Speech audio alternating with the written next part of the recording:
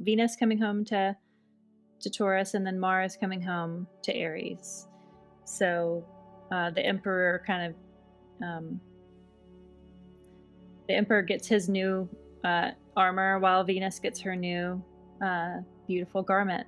So it's like they both come home maybe a little weary from all their travels of. It's been a while since Mars was at home in Scorpio. It's been a while since Venus was at home in Libra. So this is the springtime version. And you're Sonia, you're talking about the fashion and things maybe being a bit more revolutionary and exciting in the fashion shows, and that keeps kind of coming up with this of like just that springness of like presenting yourself in your authentic way. You've kind of gone through all these trials, being questioned about, are you being your most authentic self? What do you have to let go of that maybe has been a drain on you so that you can kind of step into new power? And this is like the coming home to all of that. Like I've kind of gone through the ringer, and now the Mars and the Venus are at home where they can rest and they can kind of really, really be themselves in a way that they haven't been able to be in a long while. Yeah, it really sort of closes out that story, doesn't it, of the April astrology of the way that we're moving from that Pisces through Aries to Taurus, and Taurus being so fixed and getting the things done, but Aries getting that burst of, okay, Mars is here at last. He's gonna, anything that still needs doing, Mars is gonna make sure it gets done. Anything that the solar eclipse needed that energy boost from, Mars is gonna do. And like you say, it's just that settling in of everything of okay, we've had all this upheaval, we've had these breakthroughs, we've had the eclipses, and it's all been shown, and now at the end, those two planets that rule so much for us, they're personal planets, they're both home at the same time, and it just feels a nice closing out for us. I will say that the moon is in that last quarter square to the sun, so maybe there's one final little story that needs to wrap up. The moon there, really close to Pluto, again squaring Venus, but sextile Mars now. So yes, there's a little bit of a new connection with that Mars Pluto sextile. But yeah, that last quarter moon did get my attention of like, you might leave your pillow at the hotel and it has to be mailed to you, so to speak. Yeah, because the story never ends, it's ongoing, but it's like April, it's like everything, all the cards are thrown up in the air, and now they're starting to settle, and we start to see where they're landing, and or not, as the case may be, because we talked about how long it can take for things to show themselves, but we kind of know where we are now, with a lot of it. And like you say, but the stories on go, don't they? The moon is always gathering her information and disseminating it to us,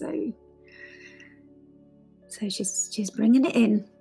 It's a little bit like it's Friday afternoon, and John gets home from traveling all week and finally gets to come home and throw his sweatpants on, but then realizes, oh crap, I gotta go mow the lawn, and because Jane has been taking care of the house all week and dealing with the kids, she finally gets to come home and throw on the yoga pants and put up the messy bun, and okay, there's still work to be done. I still got to make dinner. I still got to clean the kitchen. I still got to do this and that. So imagery. And also, I'm looking ahead to the ingress, especially Jupiter into Gemini, but then Venus into Gemini and Mercury into Gemini and the Sun. I mean, like, there's gonna be a lot of Gemini going on during Gemini season. Gemini season is going to be extra Gemini this year. And so this is also that pause or that calm before the storm of Gemini, because Gemini is just going to be fast, and it's going to be expansive, and it's going to be slightly deceptive. I feel like there's going to be lots of quick deceptions. I feel like we're going to fool ourselves very easily during Gemini season. And so just having these two planets at home feels like, let's anchor in familiar ways to fortify and enjoy and rest before June happens, because I feel like June will mimic April and kind of the franticness of it. April is definitely the loudest because of that Jupiter-Uranus conjunction, but May 24th on, I feel like will also be kind of frantic. And then we get some more retrogrades. End of Cancer season and Leo season are going to be pretty wild. And then in the fall, we're going to have the first of the Pisces Virgo eclipse. So it'll change the story a little bit. So from this moment, from April 30th to about May 24th, there's going to be a little bit of a resting period that I think that we should all just enjoy. May feels very sweet, very comforting, and a little bit luxurious. Maybe kind of celebrating the results of the conjunction of Jupiter Uranus. Maybe I'm putting too much on it. I don't think so. I think I'm underselling it, honestly. And with that, we kind of close out the month. So I'm going to stop the share on this. One other last thought is what we will see as well, is all those personal planets moving past Uranus. That's going to happen quite fast as well as they start speeding up before they reach Gemini.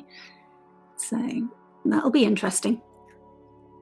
Is Uranus going to go retrograde again in 2024? I've got September the 1st. Yeah. That's Pluto, right? No, Uranus, September the 1st in Taurus. Yeah. Oh, okay. From 19 degrees to 27.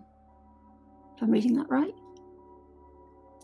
And then Pluto will go around that same time too. It'll dip back into Capricorn before it moves fully in. The big ones are the Mercury fire retrogrades, and then that Mars Cancer Leo retrograde is going to happen. So Venus is not retrograde at all 2024, which I'm thankful for.